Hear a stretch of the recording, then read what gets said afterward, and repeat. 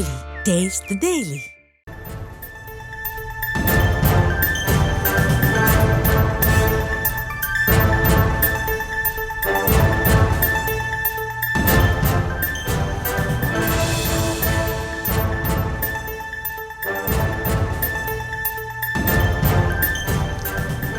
டெல்லி சட்டமன்ற தேர்தலின் வாக்கு எண்ணிக்கை இன்று நடைபெற்று வரும் நிலையில் கிட்டத்தட்ட வெற்றி உறுதியாகி இருக்கிறது பாஜகவிற்கு.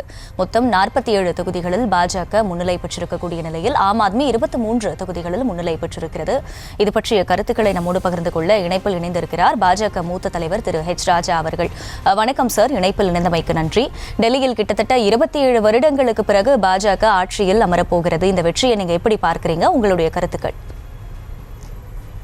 அதாவது டெல்லியில ஒரு சேஞ்சுன்னு சொல்ல முடியும். அந்த அளவுக்கு பாரதிய ஜனதா கட்சிக்கு மக்களுடைய அமோக ஆதரவை நான் பிரச்சாரத்துக்கு போனப்பவே பார்த்தேன். பிஜேபி மட்டும்தான் விசிபிளா இருந்தது. இதுக்கு முக்கிய காரணம் மத்திய அரசாங்கத்தினுடைய நலத்திட்டங்கள். பட்ஜெட் மூலமாக மக்களுக்கு நாம் செய்திருக்கின்ற பணி ஆகியவற்றுக்கு மக்களிடம் பெற்றிருக்கின்ற அங்கீகாரம். அதோடு மட்டுமல்ல, ஆம் ஆத்மி கட்சி எதை சொல்லி ஆட்சிக்கு வந்தார்கள்?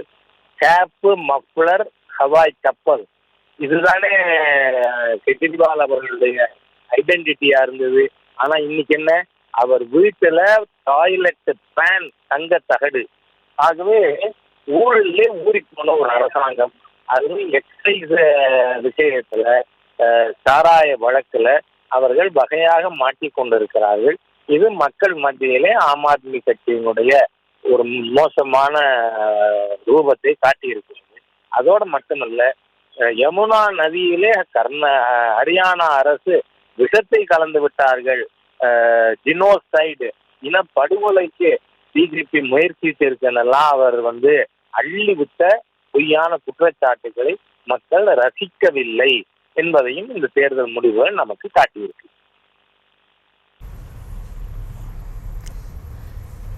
சரி, இப்ப ஆம் ஆத்மிக்கு எதிரான ஒரு மனநிலையில மக்கள் இருக்காங்க அப்படிங்கிற மாதிரியான ஒரு கருத்தை நீங்க சொல்லியிருக்கீங்க. இருந்தாலுமே கூட 23 தொகுதிகள்ல தற்போது வரை ஆம் ஆத்மி முன்னிலை பெற்றிருக்காங்க இல்லையா? காரணம், நான் உங்களுக்கு பெரிய பொலிட்டிக்கல் லீடருக்கு வாழ்த்து சொல்ல மறந்து போயிட்டேன். 3வது முறை 0 எடுத்து அதுல ஒரு ஹேட்ரிக் வெற்றி பெற்றிருக்கின்ற காங்கிரஸ் கட்சி. இன்னைக்கு ஆம் ஆத்மி கட்சி பிஜேபிக்கு அடுத்துதான் இருக்கிறதுக்கே காங்கிரஸ் தான் காரணம். காங்கிரஸ் மக்கள் மத்தியில செல்வாக்கு பெற தவறிவிட்டது. பாராளுமன்றத்துல not only opposing BJP or RSS, I am opposing Indian ஸ்டேட்னு ராகுல் காந்தி பேசினது, இதெல்லாம் மக்கள் காங்கிரஸை முடித்து விட வேண்டும் என்று முடிவெடுத்திருக்கிறார்கள். அதனால ஆம் ஆத்மி 23 சீட்ல வந்து. சரி, இருந்தாலுமே இப்ப காங்கிரஸும் ஆம் ஆத்மியும் கூட்டணியில போட்டிட்டு இருந்தாங்கன்னா இந்த வாக்கு வித்தியாசம் இந்த அளவுக்கு இருந்திருக்காது, வெற்றி கூட பெற்றிருக்கலாம் அப்படிங்கிற ஒரு கருத்தும் முன்வைக்கப்படுது இல்லையா? அதை பற்றி என்ன நினைக்கிறீங்க?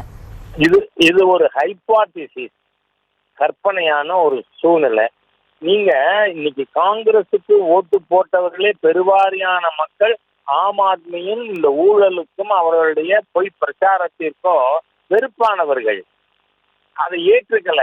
அதனால இவங்க 2 பேரும் கூட்டணி வச்சிருந்தால் பெருவாரியான காங்கிரசுக்கு போட்ட வாக்குகள் பாரதிய ஜனதா கட்சிக்கு ரிசல்ட் மாறாம இதே சூழ்நிலையில் இருக்கிறதுக்கான வாய்ப்புகளும் அதிகம் இருக்கு.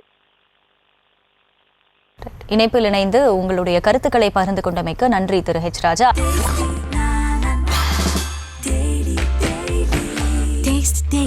Taste the Daily.